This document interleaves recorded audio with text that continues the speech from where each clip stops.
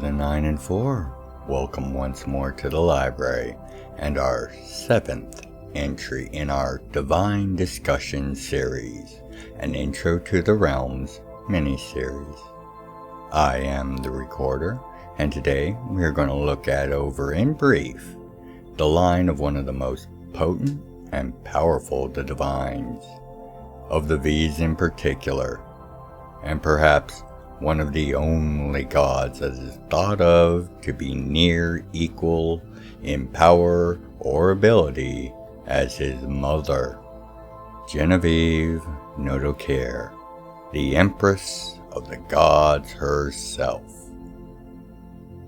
Of course, I can only be speaking of her firstborn, Damastis Skychild, god of time, space, and psionics, Divine Warden of Jam'mar and the Credelis system, leader and founder of the Wardens of Temporsis, a group you will hear come up a few times within this entry, as it is an order exclusively made up of members of his line.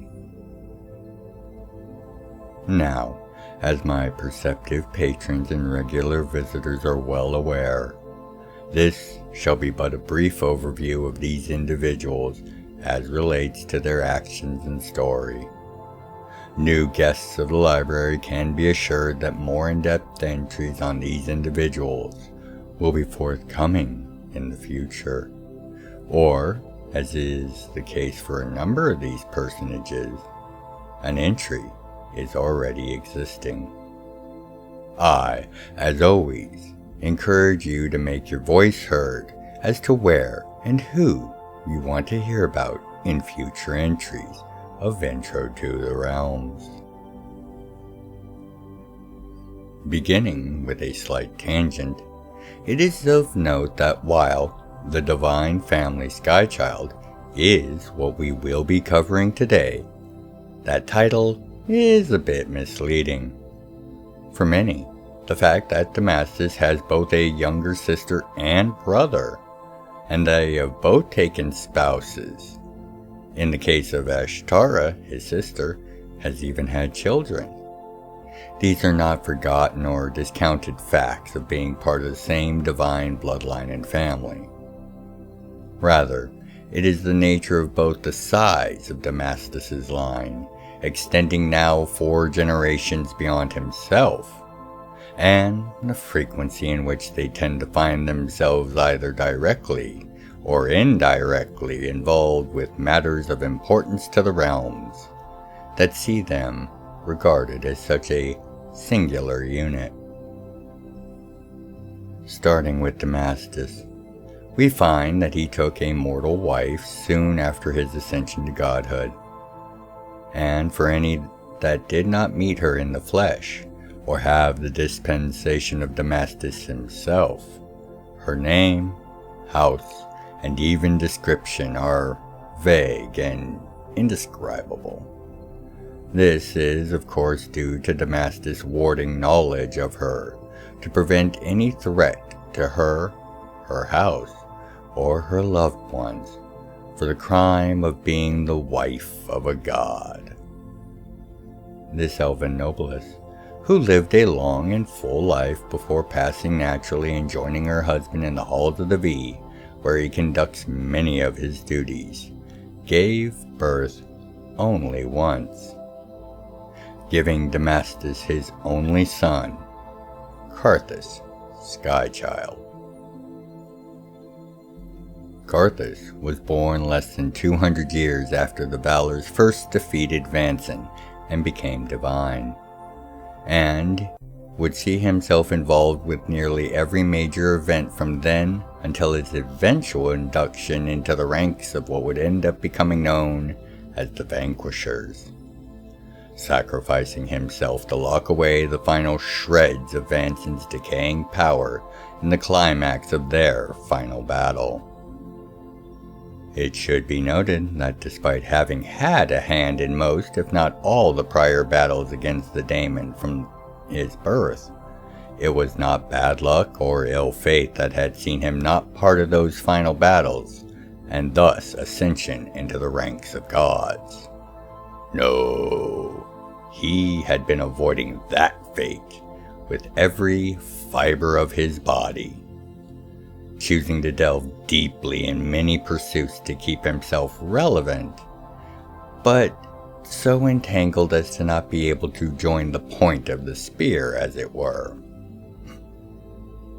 Projects such as the farm, aiding in the foundation of the necropolis with the vampire god Pure Evil and the Daemon Lord simply known as Eddie. However, he was best known, in those circles that knew, that is, for his work in the Revivers, aiding the research and control of the lost arts of Christech. Eventually, differences between himself and the leadership of the Revivers would see him expelled and founding a counter-organization, the Revealers. Then, the Vanquishers and their machinations of both gods and fate would see him not only dissolve the Revealers to rejoin the Revivers, he would personally join the Mortals that were bringing an end to Vanson, as well as find Love to join him as they successfully entered into the ranks of the Divine. She was Renly Forth, and their tale is one that will be explored later. But it is a tale that has shaped all that came after. After his true and proper ascension to godhood, Karthus founded Criterion as a home for Crystons, as has been detailed in a previous entry, and in the early years of that nation and marriage, Renly and Karthus had children. As the bloodline of Her Majesty has proven to be bountiful, all the children of the Divine Family Skychild are twins, one male and one female. In this case, we would see the birth of Fierstein and Verisar Skychild, both of whom would become mighty warriors in the names of the realms, with Verisar following in his father's footsteps in the arts of creation, invention, as well as sacrifice, burning himself to a cinder to enable the defeat of an invading pantheon of gods, only to be returned to life by powers most potent and divine. Fierstein, for her part, is no less integral to the realms and their growth, as she rose to become the first inductee of what is now known as the Wardens of Temporsis. This is a grouping of the Divine Family Skychild, one from each generation from Damastis down, each linked together via powers of Temporsis and maintainers of the various timelines and other temporal phenomenon of the realms. Each is far more powerful than would normally be reckoned, due to the bond they share with each other.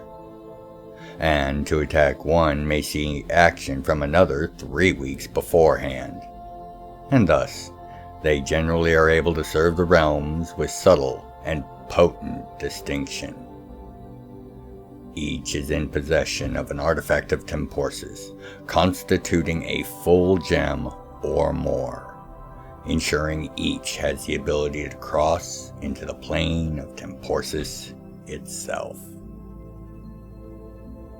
Now, I can imagine this last bit has raised a question or two, as I have just said that all children of the Divine Family are twins, and that one of each generation is raised to the Wardens.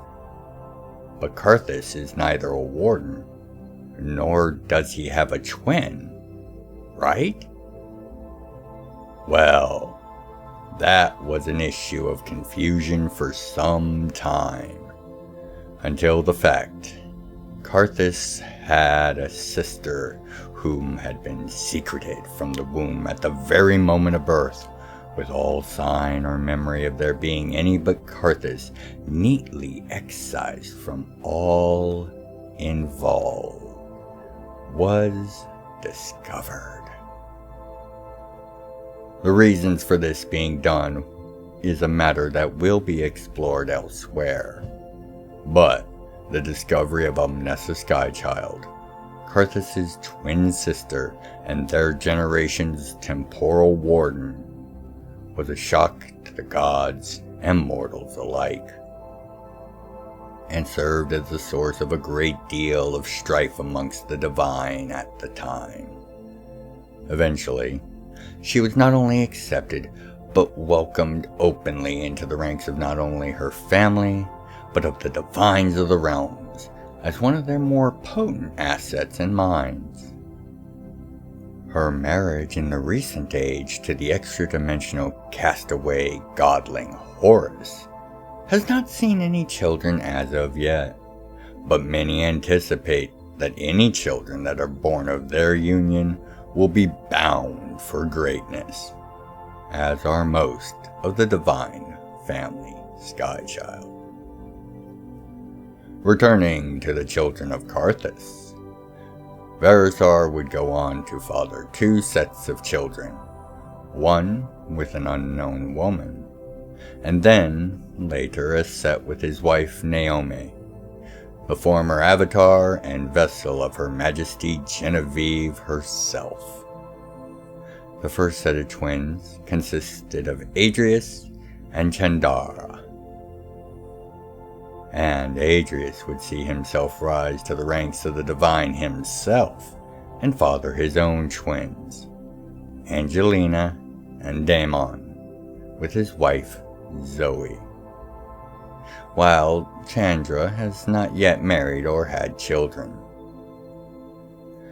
Going to Verisar's sister Fierstein, we find that during the years leading up to the Age of Stars, she engaged in activities to both ensure that her brother would never be forced to take the throne of Criterion, while ensuring it was led by one of the Divine Family line, trained and ready for the duty, as this was the dictate handed down from the powers that be.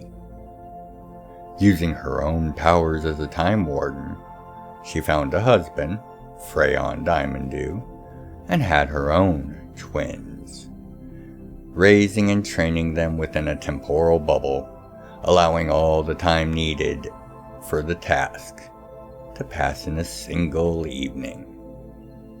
One of these twins, Calcin Skychild, was made King of Criterion and has proven capable and able at the duty. The other is still unknown to all. Even her dear brother hasn't a clue as to the child's name or location. Verisar's second set of children, Killian and Evelyn, were both involved in matters of the most recent age, with Killian being part of the team that discovered and eventually reclaimed the Expedus Primus for the realms, and secured the defeat of the sealed-away avatar of the Daemon Vanson that had been locked away on that very vessel for time uncountable, as well as to ascend to the ranks of the Wardens with the discovery and claiming of the Cloak of Temporsis. In the aftermath of these events, Killian would marry his fellow adventurer and hunter, the Deep Elf Emma. They have had 2 children in the recent centuries, Persephone and Orion, whose stories are, as of yet, fresh and untold. And that is the current known totality of the Divine Family Skychild, from Damastis down to Persephone and Orion, for whom their generation's Warden of Temporsis still remains unknown and unrevealed. Each member of the family is a champion of the realms, and a mighty personage in their own right, made even mightier for their inclusion to this most honored and celebrated of divine families. Now, my new guests, regular visitors, and of course, perceptive patrons of the library, I hope you have a better understanding of the family Skychild, and will have a better grounding in the relationships and dynamics at play as they are referenced in future entries. This has been the 7th in the Divine Discussion series, an Intro to the Realms mini-series. And until you next find your way back to the library for another entry, I, as always, have been the recorder, and I thank you for your time, your interest, and your support in and of the realms of Jam'mar. By the 9 and 4, be well, take care of yourselves and each other. If you'd like to contribute to the further exploration and explanation of the realms, please consider leaving a comment, a like, and sharing the video around. I read all the comments and make efforts to reply to each. Thank you for helping to grow the channel, and know I look forward to each and every one of your comments. Other methods of support can be found in the channel's description. Thank you for watching.